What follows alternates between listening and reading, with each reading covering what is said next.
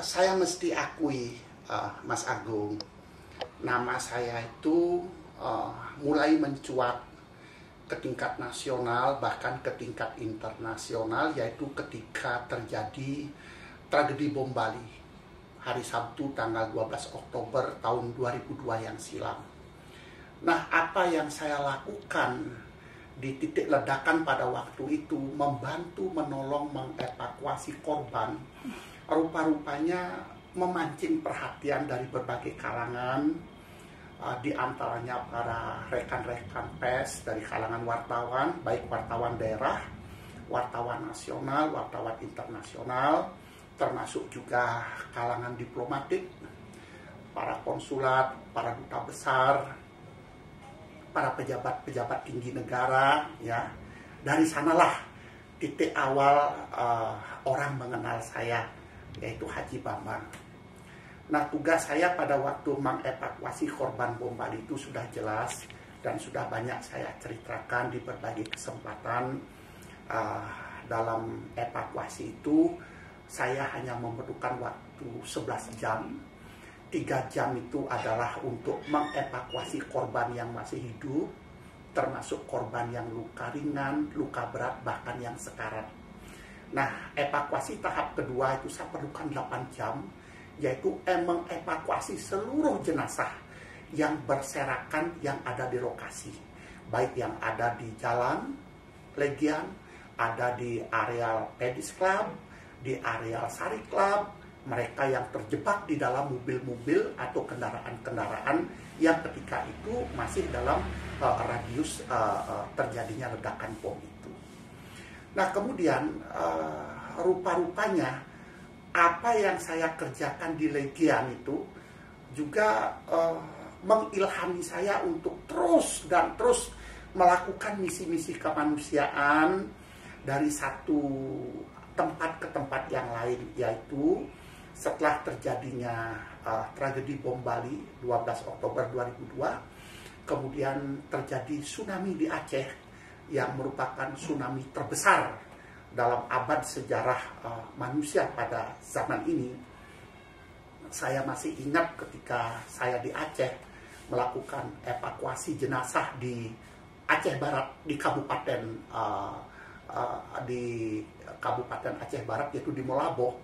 Itu saya melihat pada waktu itu bagaimana Sekjen PBB pada waktu itu Kopi Annan, beliau sempat melihat dan beliau berkomentar, inilah bencana alam yang terbesar dalam sejarahnya PBB.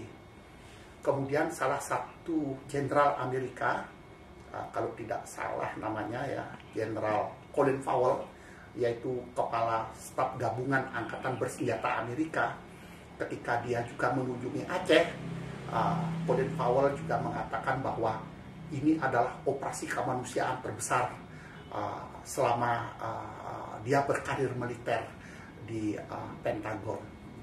Nah, kemudian selepas dari Aceh, terjadi lagi tragedi bom Bali 2. Nah, saya harus mengevakuasi korban lagi, yaitu di Raja Skape yang terletak di Kuta Square, Jalan Pantai Kuta.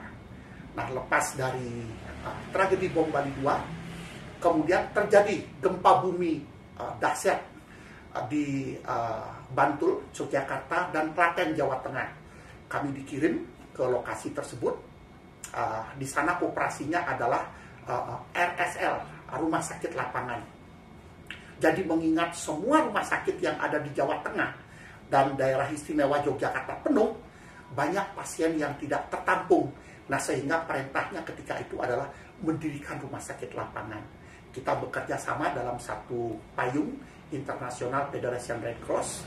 Leading sektornya adalah Departemen Kesehatan. Di sana ada Palang Merah Indonesia, Palang Merah Norwegia, Palang Merah Hong Kong, Palang Merah Singapura, Palang Merah Jepang. Kita membuka rumah sakit umum. Nah, ini pengalaman luar biasa bagi saya di rumah sakit lapangan ini. Tidak saja teorinya saya dapatkan ketika kami mengikuti pelatihan di Palang Merah, tetapi langsung praktik di lapangan. Karena di rumah sakit lapangan ini semua unit ada. Ruang ronsen ada, ruang apotek ada, ruang penyimpan obat ada, ruang operasi ada, ruang inap untuk merawat pasien ada, ruang laundry, semua ada. Ya. Kemudian setelah Bantul, terjadi lagi bencana alam berikutnya, yaitu gempa bumi di Provinsi Sumatera Barat. Saya diterjunkan di Kabupaten Agam. Di Kabupaten Agam, ya, sementara relawan yang lain sibuk berkutat di Kodia Padang dan di Kabupaten Padang Pariaman, kita relawan Bali adalah satu-satunya relawan dari luar Sumatera yang menginjakkan kaki di Kabupaten Agam. Kita menangani 4 kecamatan di Kabupaten Agam, yaitu Kecamatan Malalak Utara, Kecamatan Malalak Selatan, Malalak Barat, dan Malalak Timur. Operasi kita di sana adalah relief operation, yaitu mendistribusikan berbagai macam bantuan yang diperlukan oleh para pengungsi ketika itu.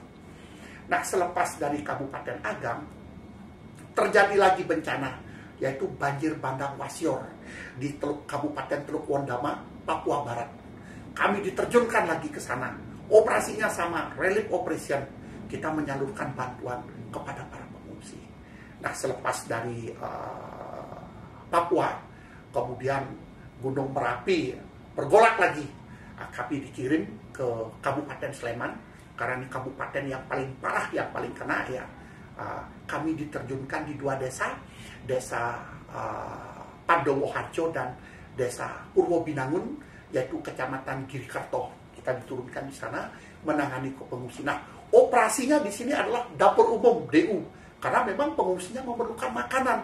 Sebab dalam jarak radius 20 km, penduduk harus kosong. Tidak boleh mereka tinggal di rumah. Nah, terjadilah arus pengungsi besar-besaran. Dan terus terang saya bilang, inilah arus pengungsi terbesar yang pernah saya lihat dalam menangani bencana di tanah air. Kalau di Jogja, pengungsinya yang begitu banyak. Di Aceh, itu korbannya yang begitu banyak. Kemudian kalau bom Bali 1, itu korbannya sangat mengerikan.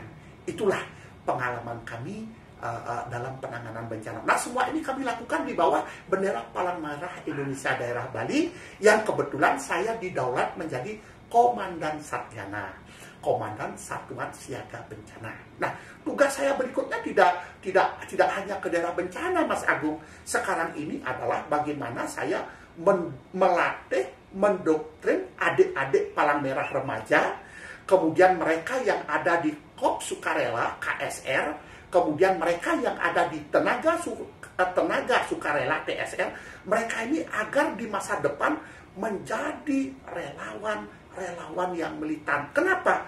Karena ke depan ini, kita negara ini rawan bencana, Mas.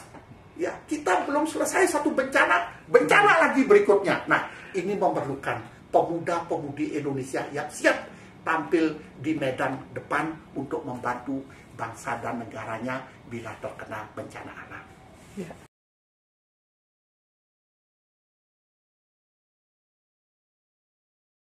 Ya, kita tidak memungkiri, ya, hampir semua ulama dari berbagai aliran, ya, di dalam Islam, ya, kata jihad itu memang ada. Dan Islam memang menganjurkan jihad, ya. Nah, kalau kita berbicara jihad itu kan luas, Mas Agung. Lapangan jihad itu luas, ya. Tidak satu, luas, ya.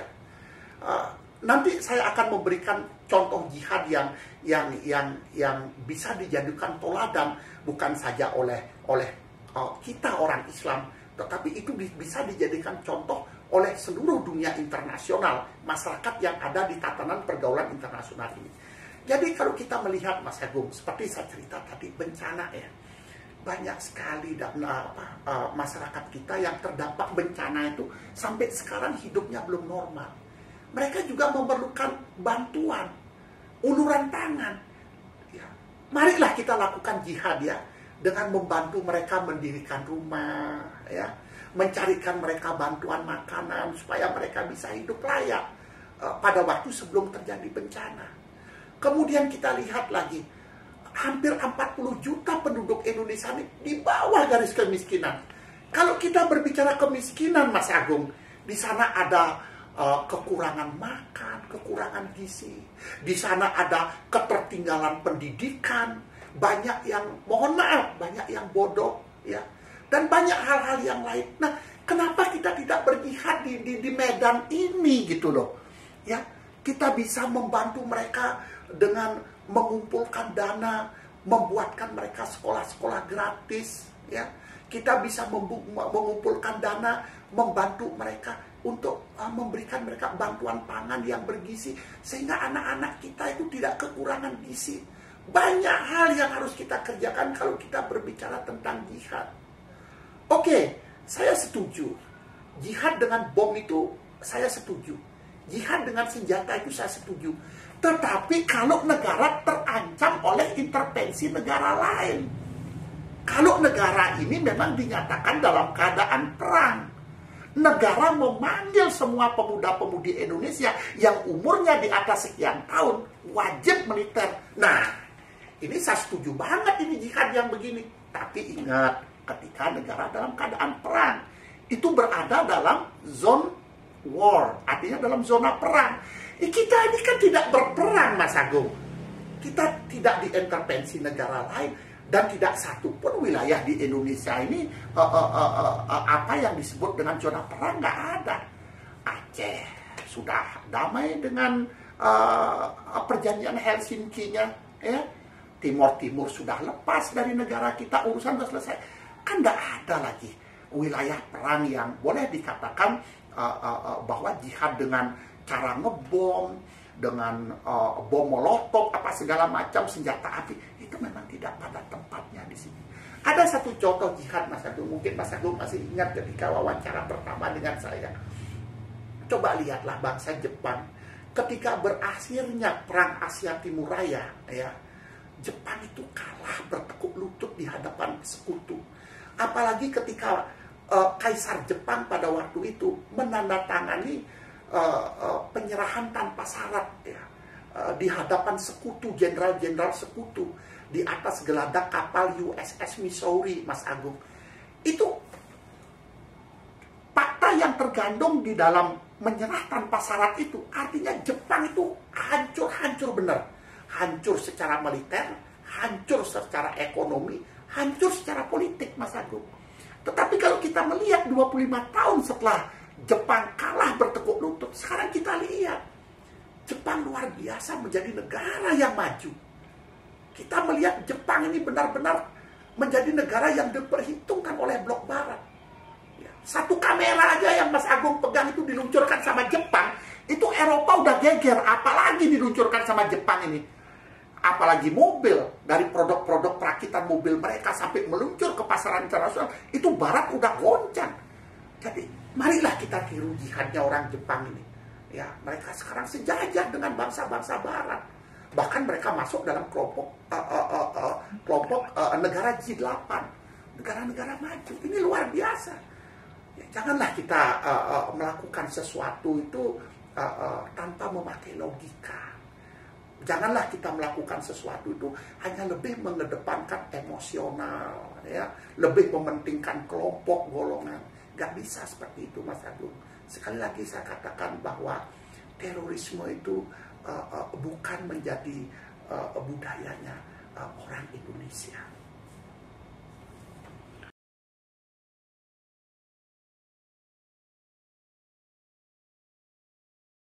Penanggulangan terorisme, Mas Agung, di Indonesia ini saya lihat masih pincang. Polisi ini saya lihat masih sendiri menangani terorisme. Nah, saya minta adalah peran daripada kementerian-kementerian lain yang terkait. Sebagai contoh, akibat terorisme timbul korban. Nah, saya ingin tanya, peran Kementerian Sosial di dalam memberikan santunan pelayanan kepada para korban, khususnya para janda dan anak-anak ini, bagaimana? Ini belum terlihat menurut saya. Kemudian, berbicara polisi, semua sekarang polisi, ya. Pencurian polisi, narkotika ditangani polisi, kejahatan kerah putih polisi, ya, semua polisi, bahkan aliran sesat pun polisi. Nah, sekarang Kementerian Agama, ya, saya minta ikutlah berperan, ya. sebagaimana peran aktifnya polisi, ikutlah berperan. Nah, kemudian yang lain Kementerian Dalam Negeri. Nah, Kementerian Dalam Negeri juga harus proaktif, Mas Agung. Ormas-ormas yang cenderung melakukan kekerasan di dalam aktivitasnya ini jangan sampai dibiarkan berkembang biak di tanah air. Sebab ini akan menjadi contoh yang tidak baik kepada yang lainnya. Dan yang tidak kalah pentingnya, ingat, terorisme itu juga timbul karena dua hal, menurut pendapat saya. Ketidakadilan dan kemiskinan. Saya minta perilaku pejabat-pejabat negara, ya, tolong beri ketauladanan yang baik kepada masyarakat, ya. Contoh yang paling aktual, korupsi, ya. Korupsi ini kan menimbulkan, ya, katakanlah satu peristiwa korupsi dibuka di media, baik di media cetak maupun elektronik. Ini betul-betul menimbulkan sikap antipati di kalangan masyarakat. Seorang tukang bakso, seorang tukang sol sepatu, ya, itu mencari yang namanya 30.000 satu hari itu susahnya minta ampun. Berjalan berkilometer-kilometer di tengah terik matahari, di tengah guyuran hujan, untuk mendapatkan 30.000 rupiah satu hari. Tetapi para koruptor dengan gampangnya, dengan leluasanya, dengan enaknya mengambil uang rakyat, mengambil uang negara bermiliar-miliar. Nah, ini juga menimbulkan ketidakadilan dalam hal perekonomian di negara kita. Kemudian kemiskinan juga begitu. Perekonomian kita ini belum merata. Masih berputar-putar pada tatanan di atas, pada golongan-golongan tertentu saja. Tidak sampai kepada, belum menyentuh yang di bawah. Nah, kesenjangan-kesenjangan ini semakin hari semakin melebar. Inilah sekarang tugas pemerintah untuk sesegera mungkin, ya, sesegera mungkin menyelesaikan dua masalah ini. Pertama, masalah korupsi. Kedua, kemiskinan. Mohon maaf, saya tambah lagi pengangguran. 3 ini, ya. Dan saya ingin tekankan, rakyat kita sekarang memerlukan keteladanan, Mas Agung. Masyarakat kita tidak memerlukan orang berpidato pintar, retorika pintar, memberikan janji-janji yang memabukkan, yang membuat mimpi indah. Tidak. Yang diinginkan oleh rakyat Indonesia dari berbagai lapisan, dari kampung, dari desa, kecamatan, kabupaten, provinsi hingga tingkat nasional, hanya satu kata pendek: ketauladanan. Hanya itu saja, tidak lebih dan tidak kurang.